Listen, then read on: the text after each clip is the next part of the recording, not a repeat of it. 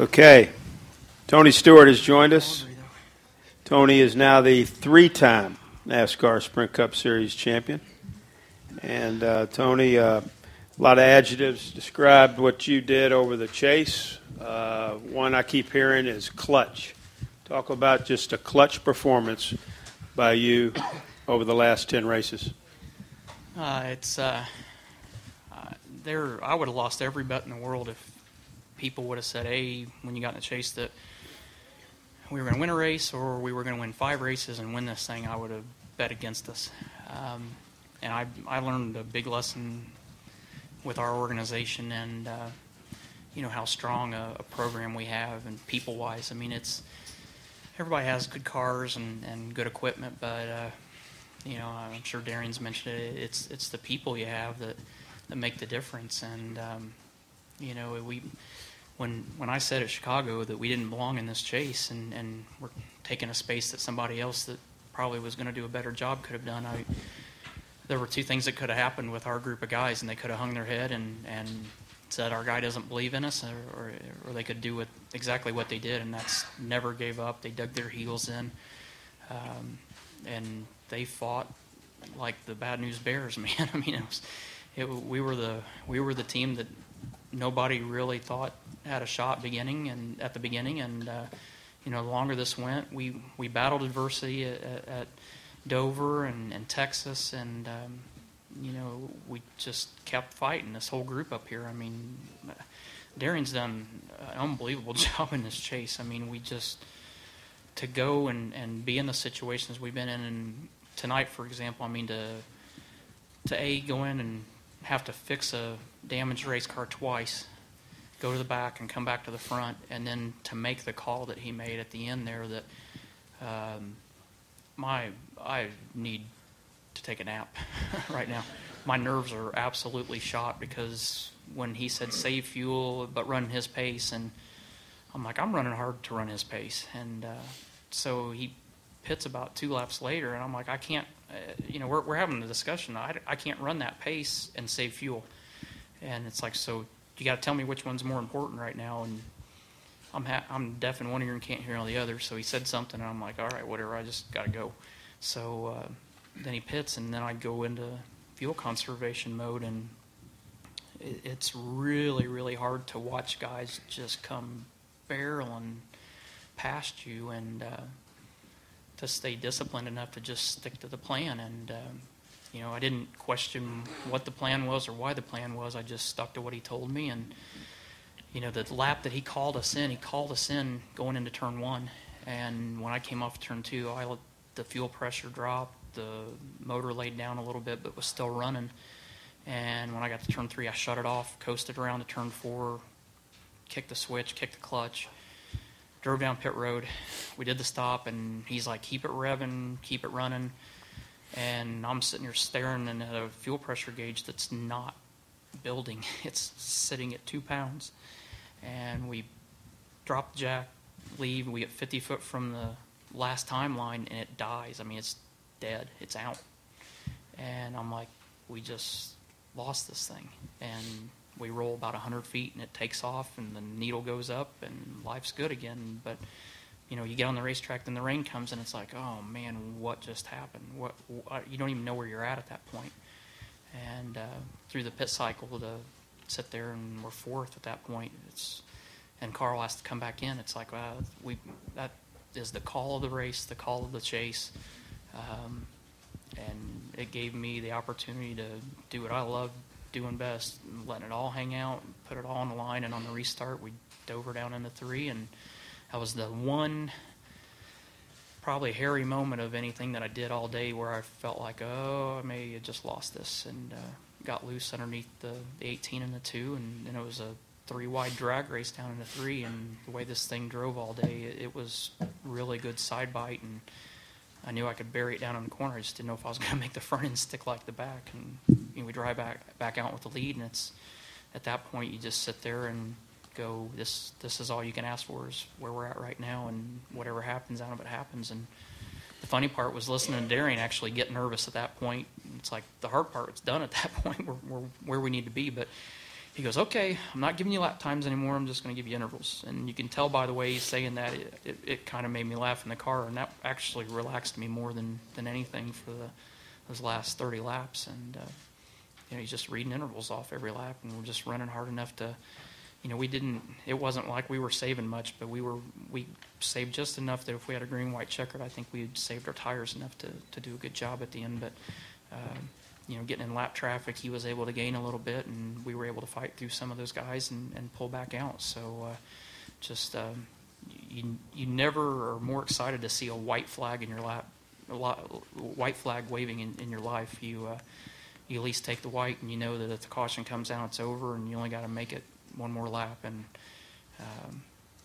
I'd love to know what my lap time was the last lap. I don't think we gave up much, but it was, it just was an awesome ending. And to get both of these guys beside me, their first championship, it is an unbelievable feeling. It's from the ownership side, it's more gratifying knowing that the investment that Gene's made in this sport and Darian's history in this sport, and to be a part of getting them their first championship. That on the ownership side for me is the gratifying part. It's cool to win 3 championships as a driver and be in the company that we're in, but if this wasn't an exciting race to watch, and if this wasn't one of the most exciting chases to watch from a fan standpoint, you got to go to a doctor immediately and get checked out. So I don't even know what else to say about it. Okay, let's take some more questions here. Jenna, and then Dan, and then Dave. Jennifer, AP, you were making 3 and 4 wide passes tonight that we all were kind of left with our mouths open, and then AJ said that I think Tony drove the best race of his life. Was this the best race of your life, and is it fair to say you've been driving this way for 4, 5, 6 weeks? I think so. I mean, but as much as I'd love to beat my chest and say that I've been just doing something supernatural, I mean, I've had cars that have given me that confidence to do that.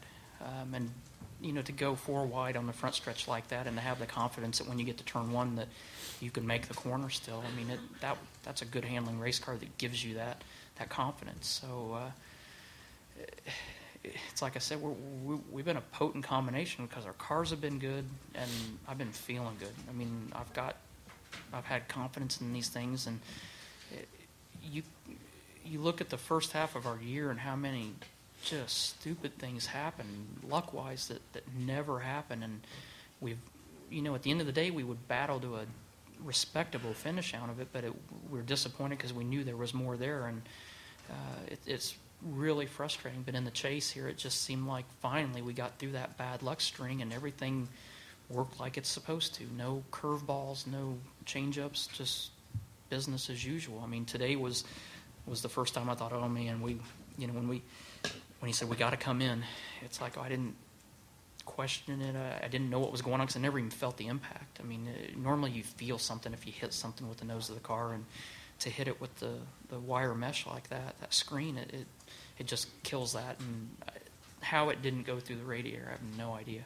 But to have something like that actually go our way for once, it was nice to finally get that bad luck streak out of the way, and get to where we could work on just doing what we do best. Was it the best race of your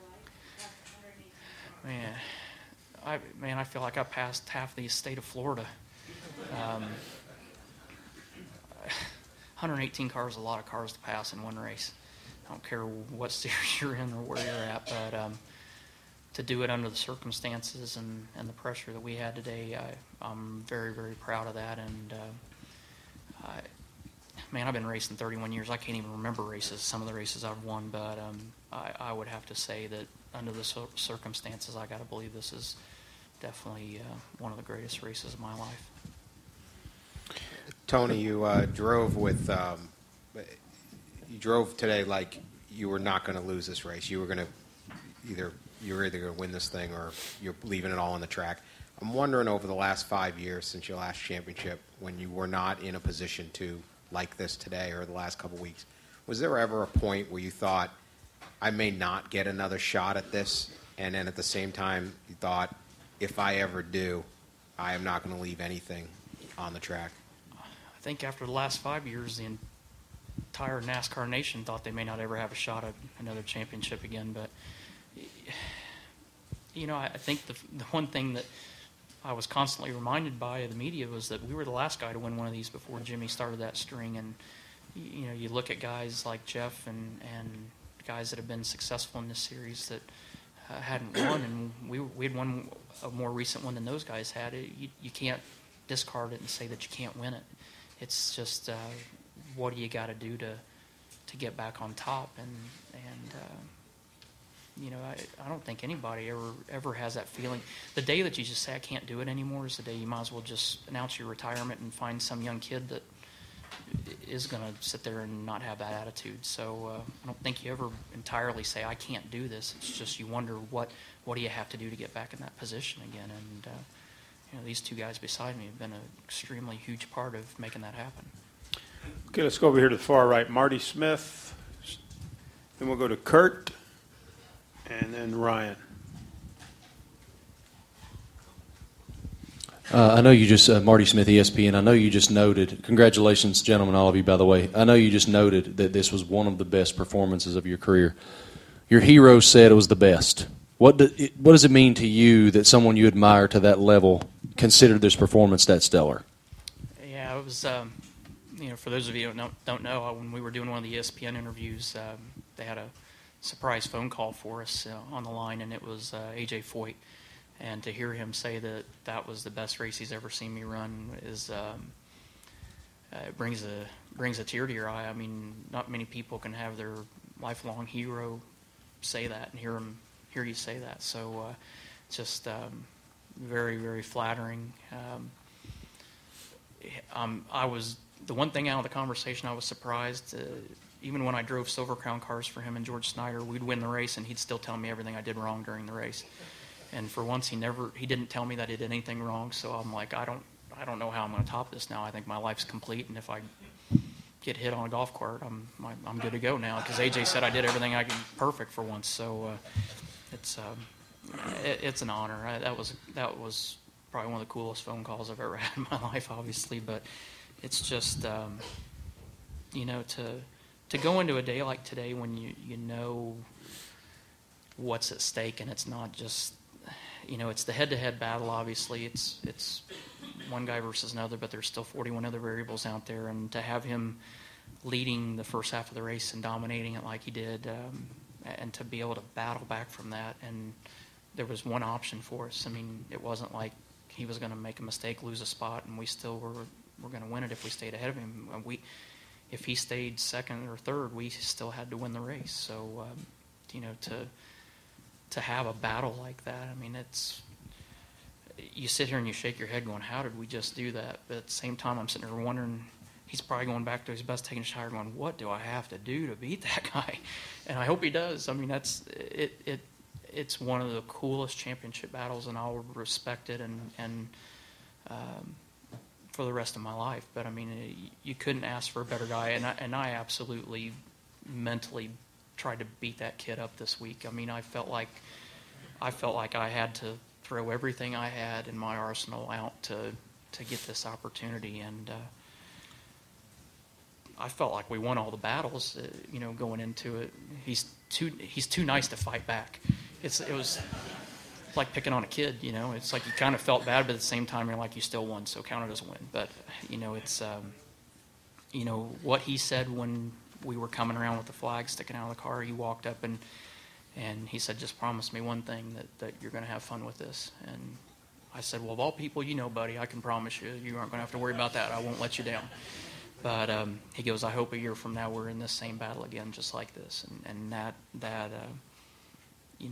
everybody respects Carl for the person that he is, and there's been a lot of things that have happened that make you go, is there sincerity involved in what he says? And there's no cameras there when he said that. He just came and talked to me driver to driver, and that means a lot, and it shows who he is as a person, I think. So I know there's times he hadn't done everything perfect, and he's taken it upon himself to settle scores, but I think deep down, moments like that, and at Texas when he came out there and we had that conversation, it shows who he really is as a person, and he will win a championship. He'll be up here in our position again, and you never want to be the guy on the losing end of it. But I mean, I hope that when he gets it, I hope he has to beat us to do it again. So I appreciate that battle that we had. It was a David versus Goliath battle to the end, and to have the week that we had and the sparring that we had at media day, and to come here and finish the season running first and second, I don't know how it gets better than that. No matter what the outcome was, I mean, there would have been no shame in finishing second to him tonight in the championship, but to have that battle come down, to me, that's epic. Let's go over to far left, Kurt, and then we'll go to Ryan McGee. Go ahead. Kurt Cavan, Indianapolis Star. Great job. I'm glad you learned from yesterday. Well done. I try to learn from you. You sounded so calm on the radio, reassuring your team, kind of a leader on the team. But who was reassuring you? Did you have some doubts at any point? Did you think maybe this is just not meant to be? I think this summer has kind of been character building to a certain degree. The good thing is, I think the guys, when you're in the role that I am, I feel like that there's some added pressure there from my standpoint, even being in the car. I mean, Darian is the guy that they feed off of in the pits, obviously, because Darian's the guy that they read. But I think we've been a really good team from that aspect of. That was the first when we hung the lug nut today, and I thought that was one of the key moments in the race where you could lose your composure, and I think Darian's calling the audible of saying, hey, we're gonna make this a 2-tire stop now. I mean, that was huge. We didn't give up any more track position. We had a car that was fast, and that was big. And I pulled out on the stop, and I had no idea what happened. That's probably the first time in the chase that I've raised my voice, and I'm like, what the heck just happened, And Darian's demeanor from day one when we started in 2009 is just, he's been calm, and he told me it hung a lug nut, but the way he says it was in a way that it's just like, all right, it is what it is. It's nothing to get excited about it. And, when we had the restart that we had, it's like, hey, you looked at how the first 109 laps went before the rain delay came. It's like, so we hung a lug nut and we're back to 12th now. I think the way our season went and the way the first 100 laps of the race went, it was easy to put it in perspective that it wasn't as big a drama as what we thought. But I mean, Carl had a good pit stop, gained a bunch of spots, but that wasn't when they paid the points and dropped the flag. I mean, there was a lot of racing to go, and there's just, it goes back to nobody's ever quit in this team, and like I said, I think this season's been character building, and when something like that's happened, it's easy to kind of feel like you're backing yourself in a corner. But the way our day was, and to battle back from the back twice in those first 100 laps, I thought gave us the confidence that it wasn't the end of the world and that we could recover from it. Let's go Ryan McGee right here, Ryan, and then we'll go to the press box. Ryan McGee with ESPN Magazine. 2 questions. You had to make a tough decision, you said, when you let Bobby Hutchins go, parted ways with him. How much of a part did he have in where you are tonight? And the second question is, a lot of people making a comparison to Alan Kawicki, and you've been quick to correct them on that, haven't you? Yeah, I'll address that first for sure. I mean, what Alan did, from my standpoint, you can't put me in that category with him. It's unfair to Alan.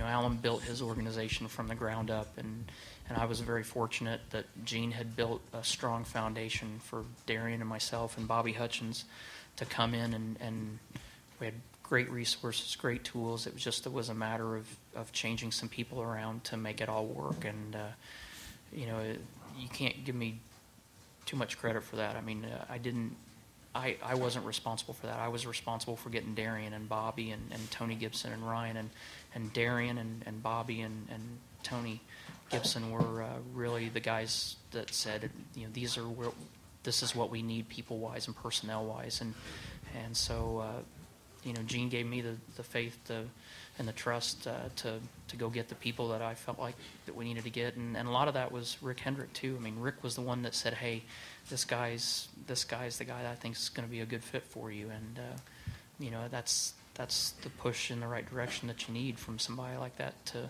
give you that confidence. But Bobby and Darian and Tony together, I think all three were very instrumental in orchestrating what personnel they needed to take the resources that Gene had already had established to make all of it work and make it all come together. Let's go to the press box for a couple questions, then we'll come back downstairs to Holly Kane. Jeff Press from SBNation.com. Tony, you've obviously heaped praise on Darian, and deservedly so.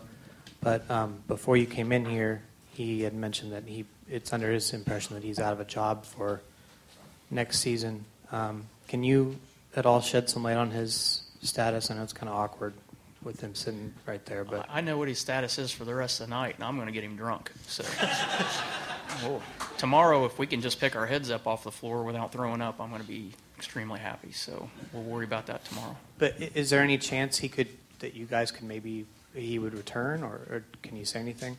The what now? Could he come back next year, even though his status is unclear? I mean, there's a lot of things in the off season and a lot of decisions that have to be made, and obviously we wanted to get through this championship battle first, and we'll sit down as a group obviously this week and figure out the direction of our program. But the good thing right now is that we're sitting up here as champions right now, and I don't think any of us are really too concerned about anything other than having fun tonight and enjoying the accomplishment we've had over the last 10 weeks. Go ahead, press box. Nate Ryan, USA Today. Tony, given that, does that put a different perspective on this championship run, that despite that uncertainty, and I would assume that created more duress? Darian talked about how it was maybe a little bit of a tension builder at times. I mean, can you kind of talk about how you guys were able to overcome that and still do everything and win the championship despite all of that? I think the way this whole chase has worked out for us to battle through a number of variables to get where we are is remarkable.